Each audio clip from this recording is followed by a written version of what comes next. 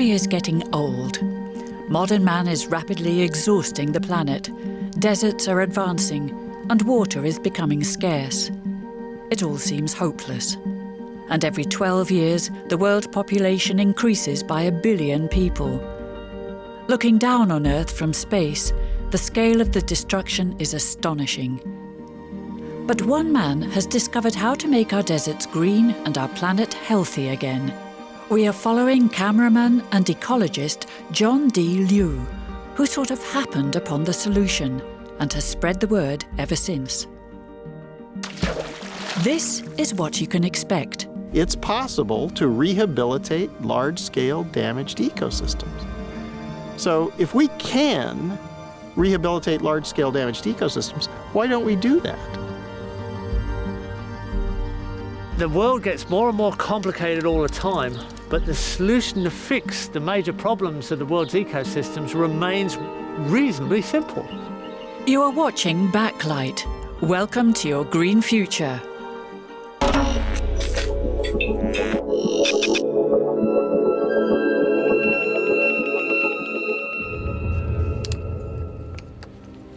It all started in 1995 when John D. as an ordinary cameraman, got an assignment to film the lush plateau in China. He saw how the local people transformed an area almost the size of the Netherlands from a barren, exhausted desert into a large green oasis. He was baffled. From that moment on, greening deserts became his goal in life.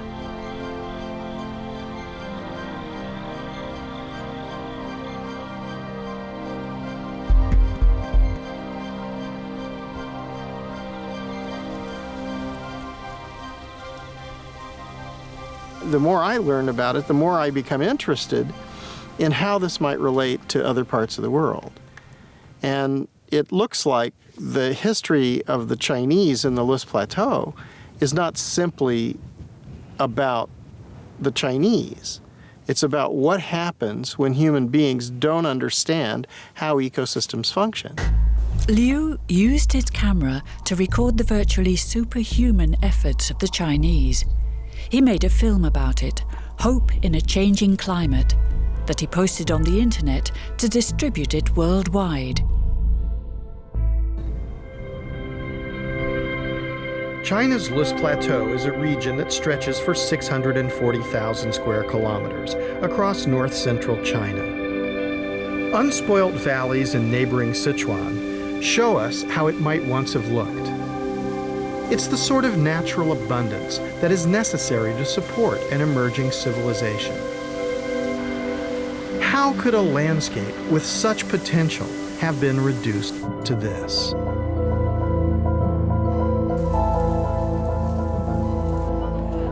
When Chinese scientists and civil engineers began to survey the area, they realized that several thousand years of agricultural exploitation had denuded the hills and valleys of vegetation. The relentless grazing of domestic animals on the slopes meant that there was no chance for young trees and shrubs to grow.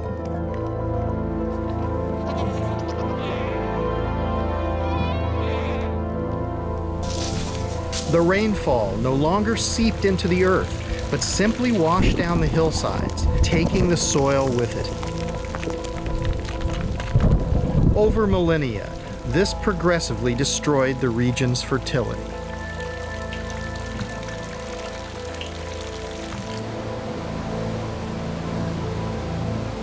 When this happens over an area as extensive as the plateau, millions of tons of silt are swept down into the Yellow River, which gets its name from the color of the fine, loose soil. The mounting quantities of silt clog up the river, impeding its flow, contributing to the floods that give the river another name, China's Sorrow. In some areas, creating floating mud mattresses that attract passing tourists. A local problem becomes a national problem. In the dry season, the light, unprotected soil is swept up in the winds, causing the dust storms that are blown over China's cities and beyond its borders.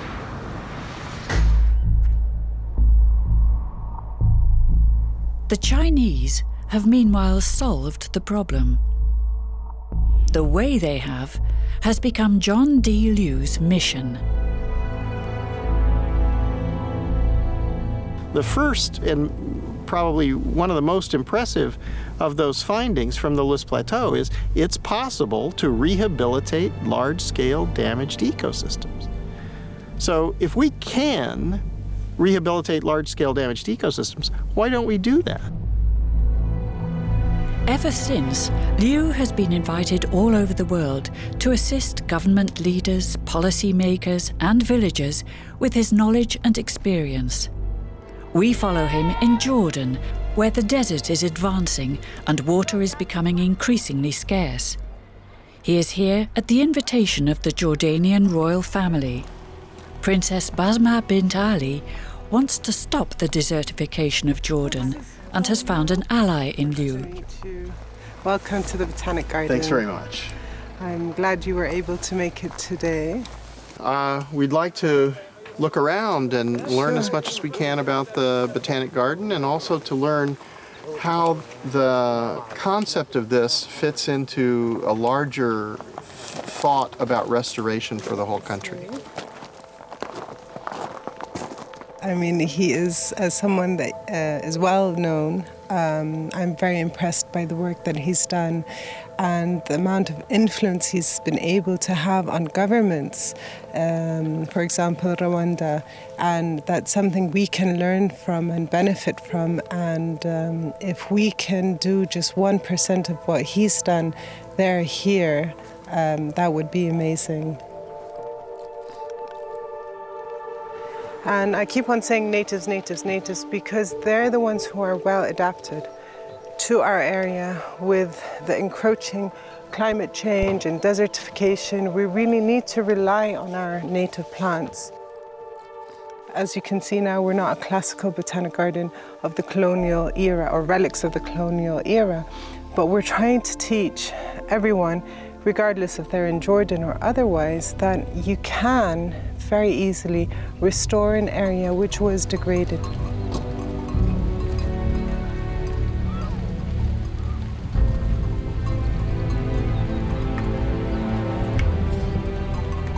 Well, this was the land of milk and honey. This was the promised land.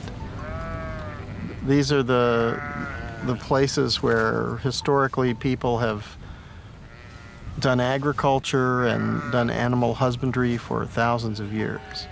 But the lands are exhausted.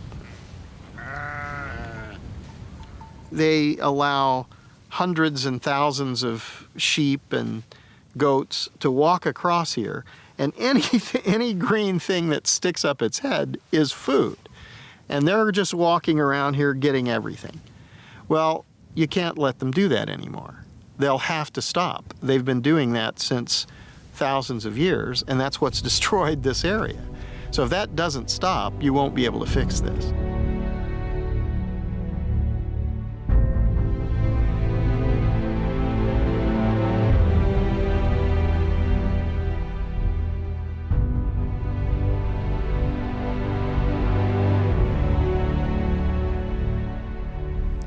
The way we've done it is we excluded grazing for the first 3 years, and that worked out very well. And in that 3 years, this is when we discovered the species that came up on its own, which were thought to be extinct and was last recorded in the 1800s. It just came up on its own. So we allowed the land to breathe, to take a breath, and to see what's going on. We didn't interfere, we didn't do any planting at the time, just to see how it reacts, and that gave us a lot of feedback of how we can deal with or how to rehabilitate areas. So it was very efficient for us. And as you can see here, it's very overgrazed, it's very barren. This is outside our borders, and then within here you can see the difference.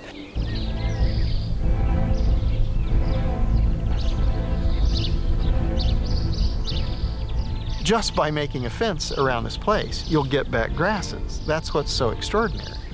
Now, when you get back grasses, that means each year, first of all, you have perennial root systems, and they'll spread out And you'll have microbial communities living and growing in this microclimate that's created. So then you won't have direct sunlight hitting. You won't have UV radiation irradiating and sterilizing this microbiologic habitat. So everything will change.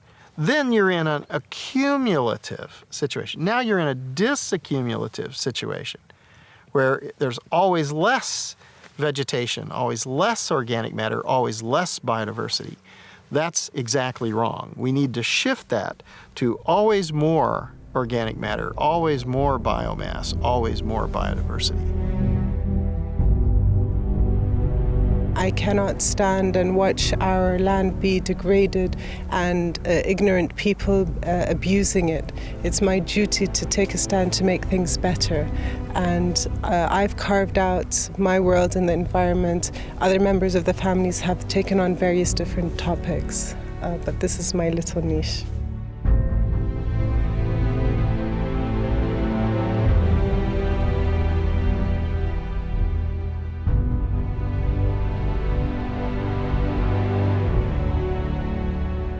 So now it's been really a long time since I began, and so I'm far down the path.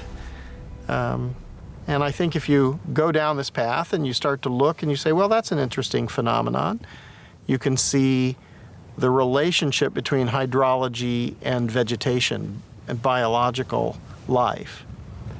And you realize that, well, actually that's the basis of the air and the natural water system. And it's how the atmosphere and the hydrological cycle were created and how they were constantly renewed. And then you come to places like this, which are massively degraded, and you realize that people aren't thinking about this ecological function. They're ignoring the science that we know about this, and they're believing that what's important is to produce something.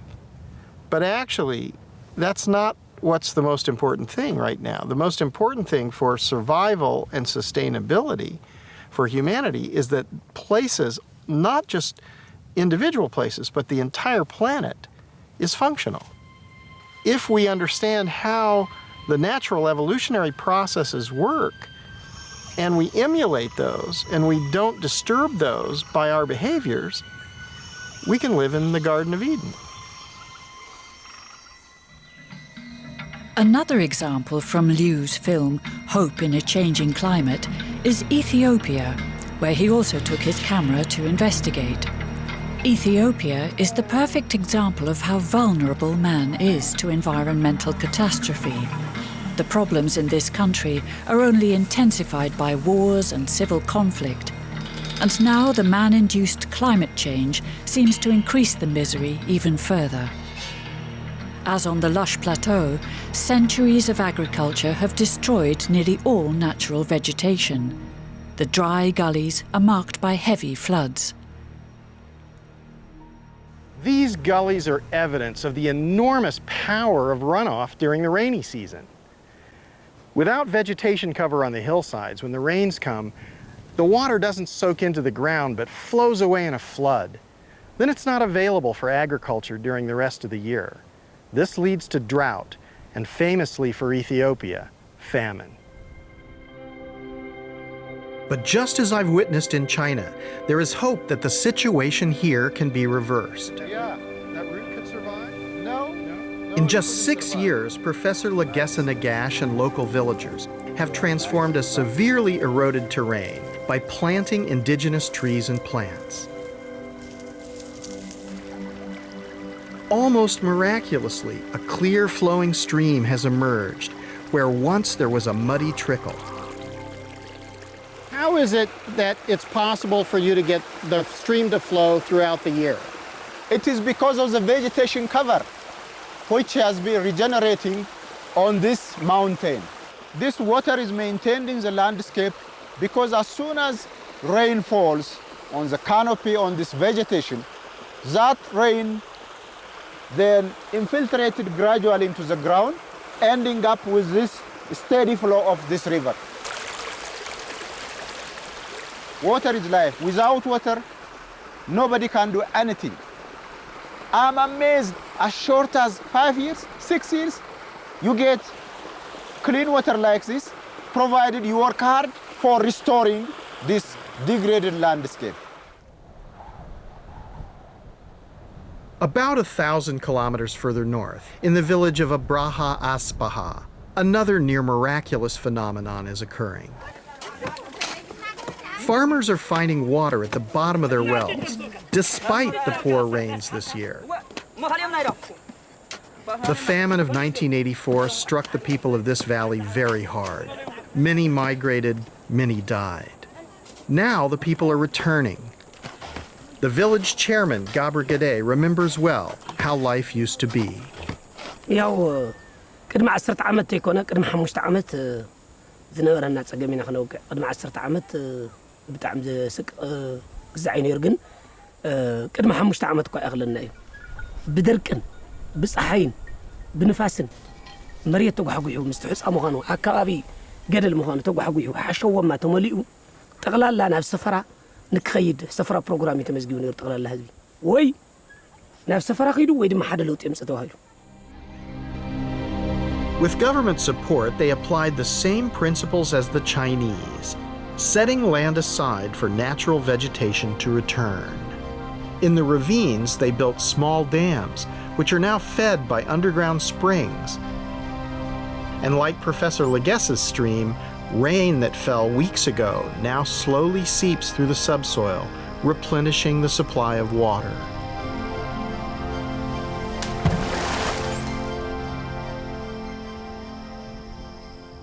رابعي بوتو تشراشور نبرة ما يدخويني كاب فكرة مريت تقيري همشاي تقلال لا زنبرة تفطرو ناي قدم زنبرة تو ودي زنبرة تفطرو كل عو ولي سراو دعرو او حيز تفلالي تو ودي زنبرة لا بنبرة تمليسي لا بنور ارغو جو اسكاب نور لا على خوينو ازي مسرقه بدما من نور قيرو لا يحس نور راغيتو دوك يمرالو سلام يلو لمنا يحد قول له لمنا مالت تاي مالتي منقست يردنا دي يردنا نيلي تسويت حديقو سرح يخلوت مخانو عندنا زنور الطوفيوم زنور اراويتو انتو مليسو نبر انت يترفع مالتي The most important issue for Africa, and I consider this Africa's 21st burning issue, is restoration. No matter what we do, we might be good at rocket science, I mean, if we are nuclear science, but the environment, restoring this huge, vast landscape, degraded landscape is critical for Africa, but also for the entire region. Consider Egypt. Look at the Sudan, where 86% of the Nile flows to these countries. How can we support life in Egypt without restoring Ethiopia's mountains? So this is regional, national, and international. Liu's typical working method is to share all his footage and documents with those asking for his advice. In this case, the staff of the Jordanian princess. Well, it's videos, but it's also a lot of documents. There's studies on hydrology and studies on the relationship between soil organic matter and moisture, and the type of strategy documents that governments need to see what they're going to do. So they have to have a strategy that everyone can see. With the Jordanians, he shares the documents on Rwanda, one of Liu's success stories. His proposals there were welcomed by the Paul Kagame administration and yielded stunning results, as we can also see in Liu's film. We had to take a careful look at what had actually been happening that damaged this system, and therefore had to reverse that again with the human action. And this is why it is important to look at how human actions can destroy or can reverse what has been destroyed or even protect our environment. This tiny country is grappling with the problem of a growing population, trying to eke out a living on a finite amount of land. As in China and Ethiopia, over-farming on the hillsides caused serious erosion and a decline in fertility, forcing poor farmers to move into protected areas, such as the Rwanda wetlands, a wildlife site of international importance. When farmers drained this marsh to try to grow more food, they not only damaged an important wetland ecosystem, they also had a significant impact 3 hours' drive away in Kigali, the capital city. The water that pours from the marshlands is a vital source of hydropower for Rwanda's capital. As the wetlands began to dry out, power stations below couldn't generate enough electricity. The Rwandan government rented diesel power generators to make up the shortfall. So government policymakers focused on how to restore the Rwanda wetlands. If people were the problem, they could also be the solution. The government decided to help the farmers leave the wetlands and to restore the degraded slopes above them, improving their croplands and encouraging trees and shrubs to grow back, capturing the rain. The wetlands are now recovering. Great volumes of water once again cascade down to power the hydro stations. Carbon-free electricity is replacing the diesel generators. Electricity prices have stabilized. Restoring and preserving natural ecosystems like the Rwanda wetlands benefits everyone.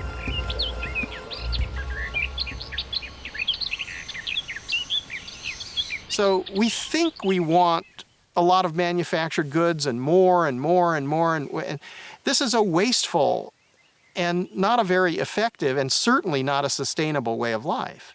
And especially with 7 billion people and adding 1 billion people every 12 years, it's not possible to do that. So we need another model. And here's a model which can restore the function. It's been proven to be able to restore hydrological function, to restore fertility. So we have vast areas of degraded lands. There's plenty of room for opportunity. And this could employ millions and millions of people. And their work wouldn't just be about themselves. Their work would be about ensuring that future generations can survive. What the Rwandans recognized is that the marshlands are far more valuable as a natural system providing water for energy than as farmland. This principle is the same for the remaining hillsides and ravines. What we're seeing here is very interesting because it's a line between human activity and natural systems. And in the human activity, we've been able to value the productivity from agriculture and give it a monetary value. But in the natural systems, we haven't been able to value the trees, the biodiversity, the water that's absorbed into the biomass and into the soils. And there's another vital service that trees and plants provide: photosynthesis. Vegetation reduces the greenhouse effect by taking carbon dioxide out of the atmosphere. Climate change is better withstood with trees. You know, humans, no matter how intelligent we are, no matter how capable we are with all our technologies, we are helpless in the face of climate change. We have not yet properly understood the miracles performed by trees.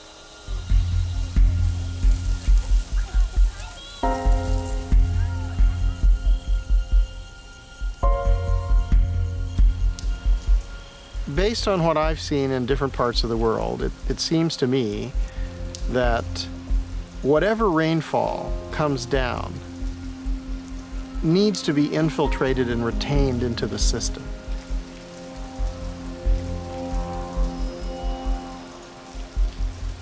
If it's lost through runoff or through excessive evaporation rates, then it's going to gradually degrade the system. And if this goes on for hundreds and thousands of years, the ultimate outcome is collapse. Petra in Jordan is one of the 7 wonders of the world. Almost all of the buildings that were once there are now ruins, and the landscape has turned into a desert. Millenniums ago, the builders of Petra used their knowledge of water management to create an oasis, and hence the conditions for Petra's prosperity and growth in those days. This would have been a busy street once. Yeah. Actually full of commerce. Here we are in a situation where the heritage of all that is an attraction and curiosity for people to come and visit. This is where Liu first met the Australian Jeff Lawton. Lawton specialises in rebuilding functional ecosystems from the ground up. Liu immediately recognised his soulmate in him. We're in you'd say, a quite severely degraded landscape. Do you think that over historical time or somewhere back in the past, this had a different look? Oh, most definitely. I think you're looking at a landscape that's more or less bald. It's eroded down almost to the bones of the geology. And this was a landscape full of life, and even top predators. There are still leopards here now in some of these valleys, remnants of top predator habitat that had a whole ecological range of diversity and abundance. So in fact, we're in the land of milk and honey. Potentially we are. That's right, but it doesn't look like it. So what do you think is the potential for areas like this? Oh, there's absolute potential for an abundance, an absolute abundance of life, of water flow, of climate moderation. So you'll get microclimate and regional climate moderation. Completely different hydrology. And the interesting thing there is that then you get the potential for well-designed productivity, leading to permanence in human culture.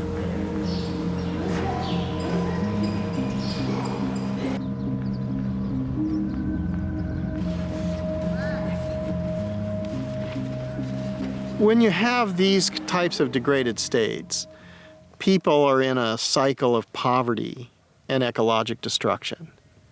And they just continue to be poor, and they pass this poverty from one generation to the next generation.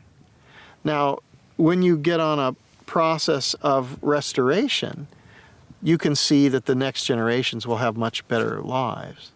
So they'll be able to participate in a much richer social life. They'll have different cultural changes. They'll have increased wealth. They'll have better diet and health care and educational opportunities. Everything will be different. In the vast, lush plateau, Liu had already seen how much persuasion it took. There, they had to make 2.5 million people understand that it would be best for now to keep their cattle indoors and not to make optimum use of their land, to give nature some space. But how do you tell that to the locals who depend on the cattle and the produce of the land?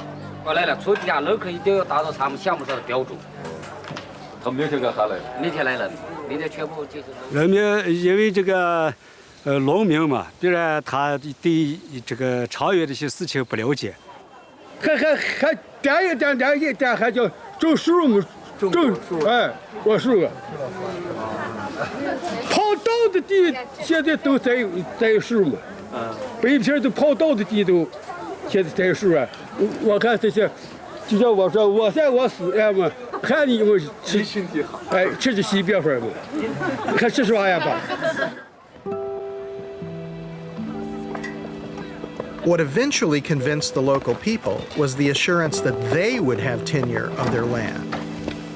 that they would directly benefit from the effort they invested in the new project. 我们的这个做法就是，这个规划就是山上戴帽子，山腰紧带着，沟底穿靴子。山上戴帽子就是山上全部都种草。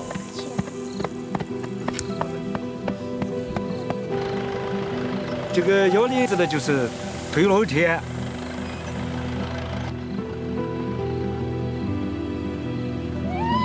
沟底穿靴子就是打坝。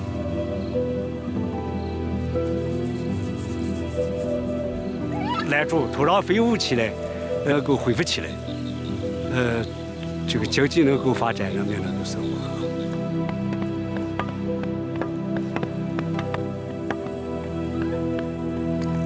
Hills and gullies were designated as ecological zones to be protected.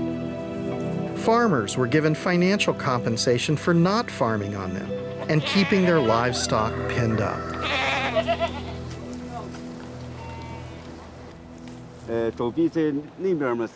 When I first filmed Mr. Ta Fu-Yuan and his colleagues back in 1995, I had no idea this initiative could achieve such dramatic results.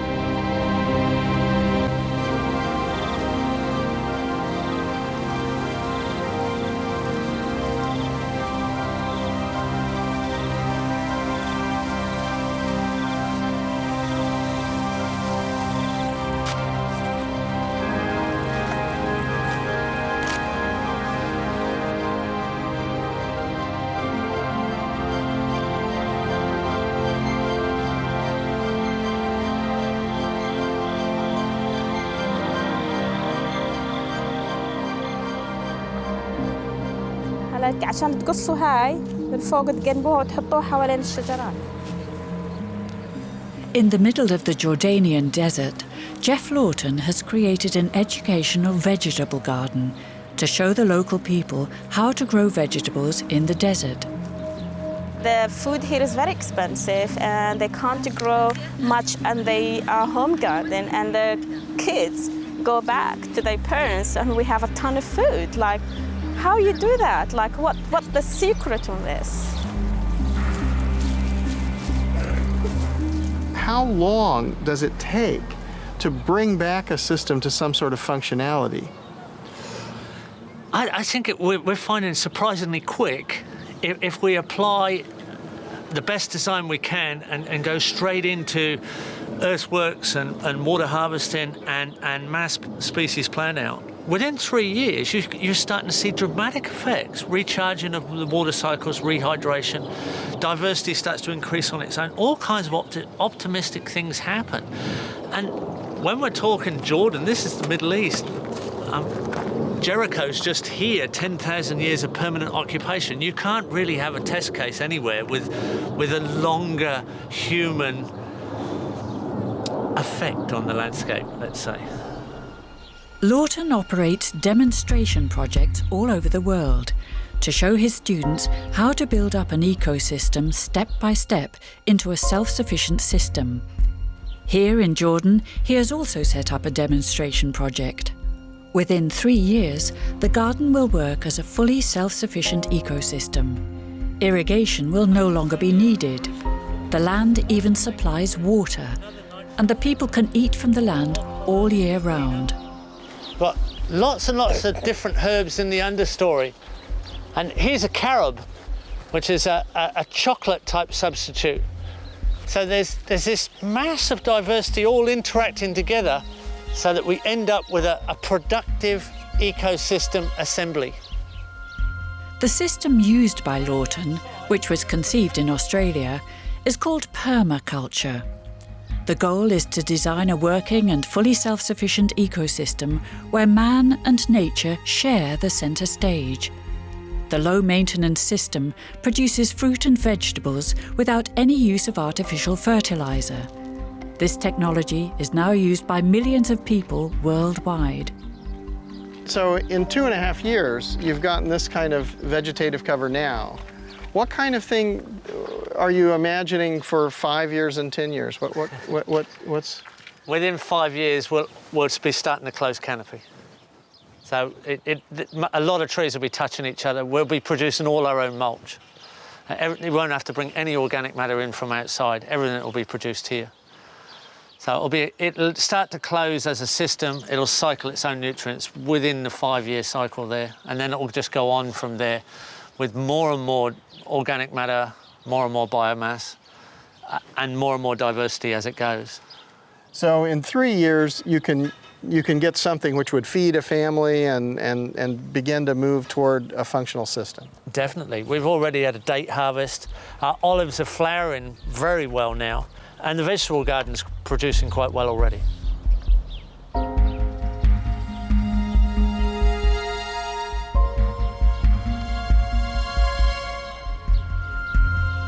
know they're all bush tomatoes here. There's a decent tomato there. And the compost doesn't actually feed the plants, it feeds the soils. It feeds the soil organisms. So the largest diversity of organisms in the known universe, the soil organisms. So there's 50 million genus of bacteria and 50 million genus of fungi. And you're feeding the organisms, and their exudates and their interactions are feeding the plants. That's how it works with natural systems, and that's how it works with organics.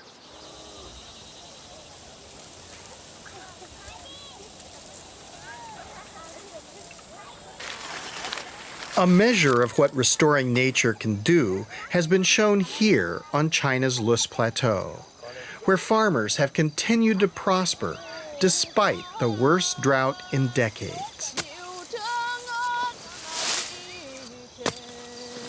Since the beginning of the project, the soil that nurtures their crops has been accumulating organic material from plants and animals. This holds the moisture and contains carbon. What's interesting about this is all these root materials, all this other stuff, this is organic material. And this organic material is mixing together with the loess, the geologic soils here, and it's making a living soil. This is where the moisture resides. Yesterday it rained and there's still moisture in the soil. This is where the nutrients are recycled so that each generation of life emerges here. And this is where the carbon is. What's interesting about this, they made this field. This is new. So they're helping to sequester carbon. Living soils like this retain on average 3 times more carbon than the foliage above the ground. If we were to restore the vast areas of the planet where we humans have degraded the soils, just think what an impact we would have in taking carbon out of the atmosphere. As much as 1/4 of the world's land mass has been degraded, and much could be rehabilitated in the way we have seen on the Lus Plateau. And we've only just begun to recognize the real value of natural capital. Surely investing in the recovery of damaged environments is a cost-effective way of solving many of the problems we face today.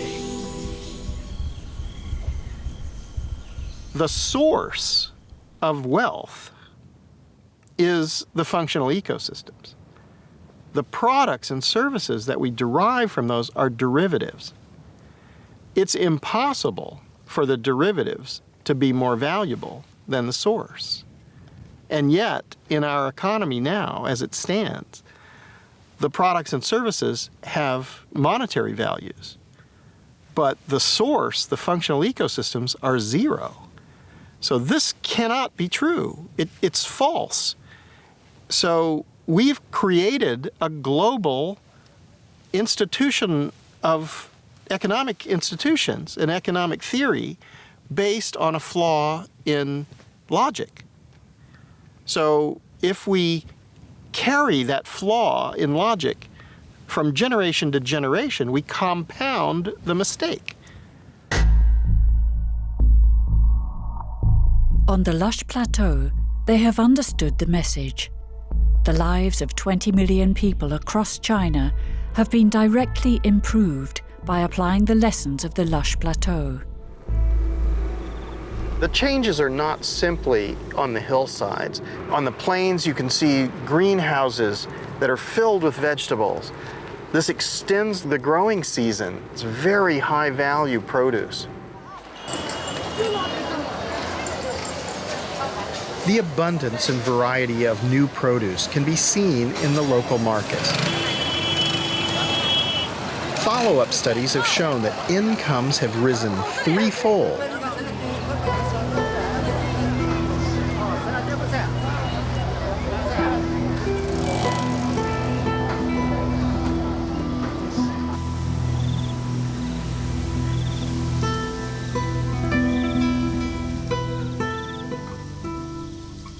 Wealth is being happy, living in nature, listening to the birds, breathing clean air, not having chemical pollution throughout everything, not having these horrible problems.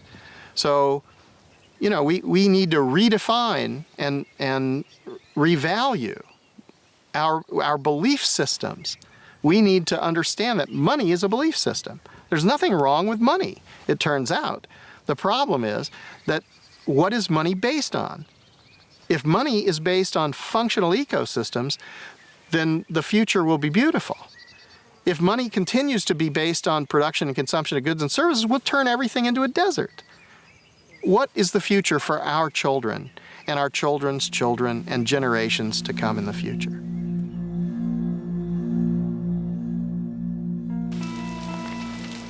Liu also did research in Bolivia, where biomass is burnt to make room for agriculture. Here in the foothills of the Andes, slash and burn agriculture is taking place today. The people who are doing this think that they are getting some short-term economic gain, but what's the loss to biodiversity, biomass, soil fertility, and hydrological function? Biomass in a functional ecosystem has economic value. Why destroy it when you can also use it to restore landscapes elsewhere? The idea is that there are different biomes on the Earth. And some of them, I mean, there are many, obviously, but two that I've noticed also both have problems. There are areas which are brittle and fragile and arid or hyper-arid, like here. And then there are areas which are able to create huge amounts of biomass, like in the tropics. So what about linking these two areas together? What about generating huge amounts of organic material there and moving it here, or at least a percentage of it? You don't want to deplete the fertility there, but a small amount of that could come. If that came here, you'd create an industry there, instead of them using slash and burn agriculture to grow crops which they can't even feed themselves and destroy what is the most valuable thing about their system. They would have money and a job. And then here you'd have another industry to do restoration. So this would create two huge industries, employ untold numbers of people, and put us on a pathway towards sustainability that's constantly sequestering carbon, infiltrating more and more rainfall, giving us food security in places that are now experiencing famine. It's extraordinary.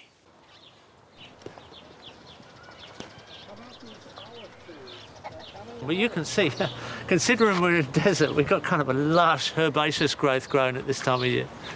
Well, I just saw off the site, there were people who were dumping crop waste somewhere else. They don't understand this principle. No, a lot of people are just think they've got to tidy up and take out all the organic matter and burn it. A lot of it is wasted and goes on to be a pollution. So we're going in a negative direction rather than coming into a positive direction. And it's really that simple. The world gets more and more complicated all the time, but the solution to fix the major problems of the world's ecosystems remains reasonably simple.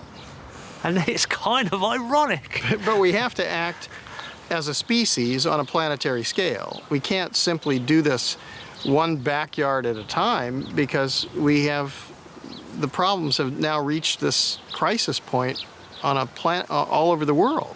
Yeah, not anymore. I think we've got to go on a major scale now. Everybody can do their backyard as well, Yeah, but we have to change the major eroded landscapes into the functional ecosystems they should be. And then we've got the foundation to just continue. There's not too many people in the world, in my view. Most people don't realise they're acting in a very negative way in relation to the environment. We have to turn everything round into a functional relationship, and then we need all the people. We need as many people as we can get right now, and they have to go into action. We have to go into service, and that's what we're finding. People want to go into service to kind of save the world, really, to save our present existence. If we continue the way we're going, then we're going to reach a crisis point where it's impossible to feed everyone. And at that point, then all bets will be off, because you'll have millions and tens of millions and hundreds of millions, maybe billions of people who are migrating to survive.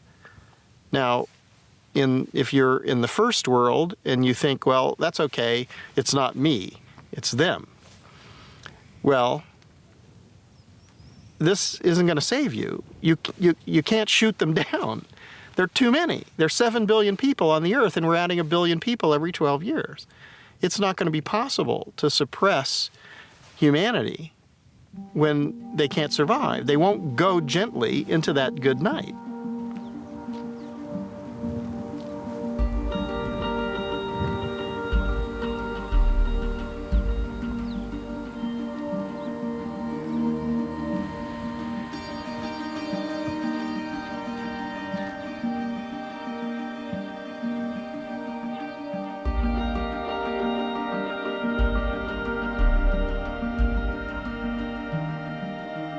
Meer weten? Stel uw vragen in een live videochat met John D. Liu.